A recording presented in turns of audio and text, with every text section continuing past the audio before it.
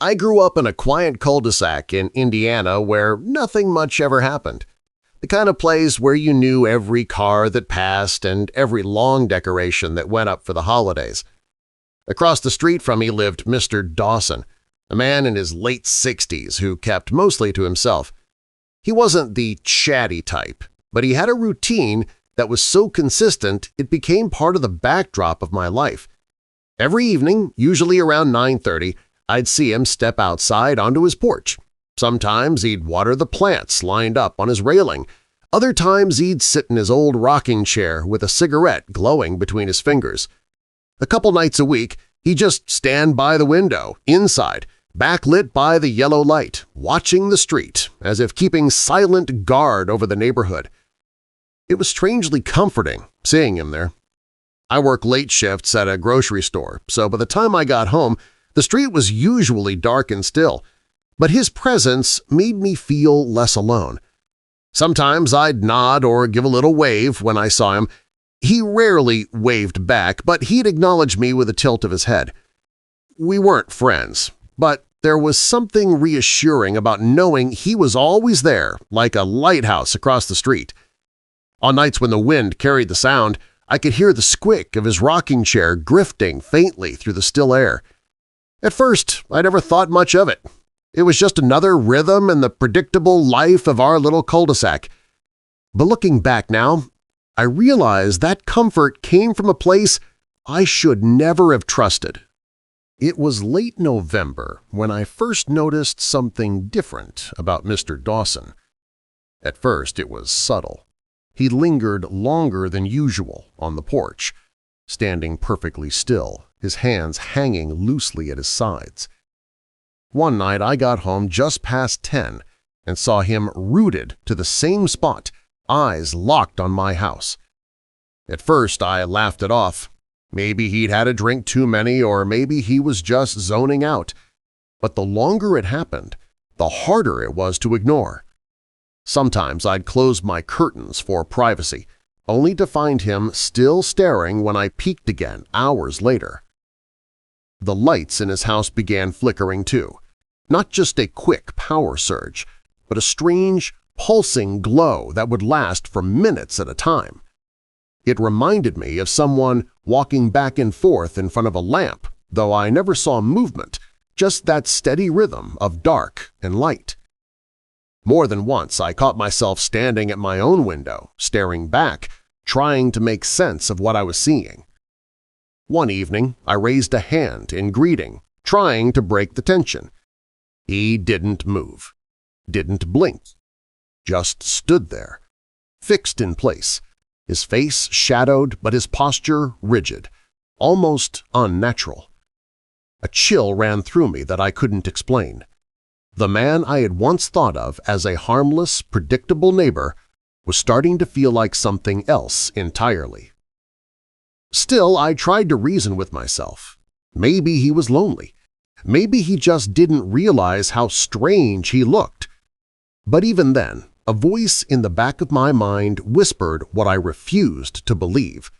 Something about Mr. Dawson wasn't right. After 3 nights of silence from across the street, my nerves got the better of me.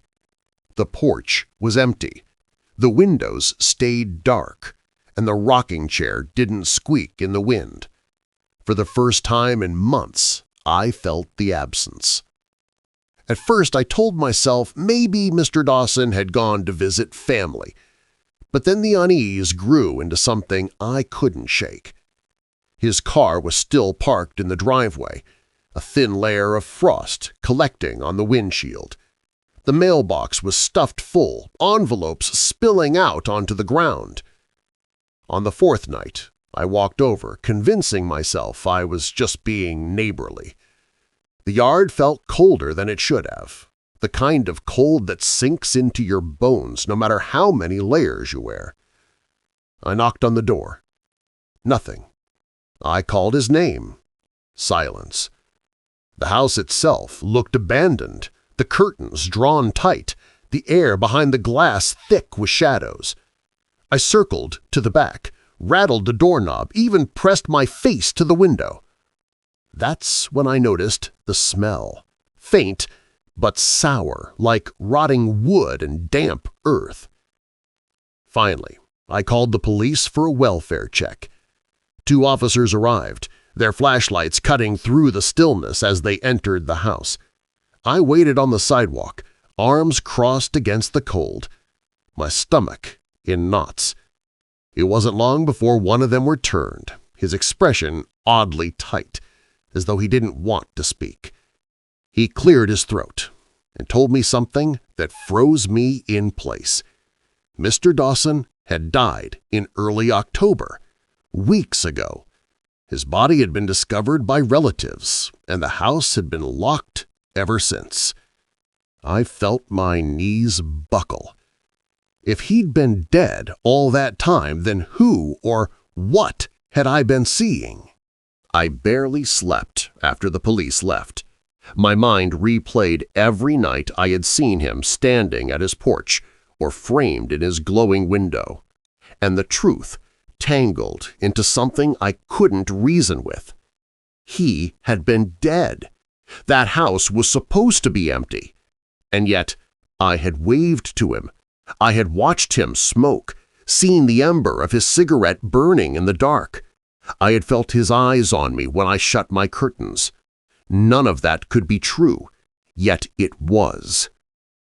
The following night, against every instinct screaming at me, I found myself drawn back to the window.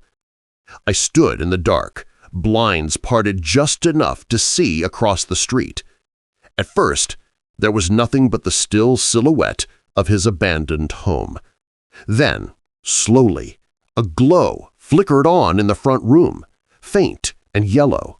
My heart thudded in my chest. The curtain shifted. A figure stepped into the frame. Rigid posture, familiar height. Mr. Dawson. He stood there as if he'd never left, motionless, watching me. I couldn't move. His face was obscured, swallowed by the shadow, but I knew it was him. And then, in the silence of the night, I saw something that made my blood run cold. His hand lifted, not in a wave, not in a gesture of kindness, but in a slow, deliberate point at me. I staggered back from the window, pulling the blinds shut, heart hammering. I tried to convince myself it was my imagination, but deep down I knew. Mr. Dawson hadn't vanished at all. He was still there, still keeping his nightly vigil. Only now, his watch wasn't over the neighborhood. It was over me.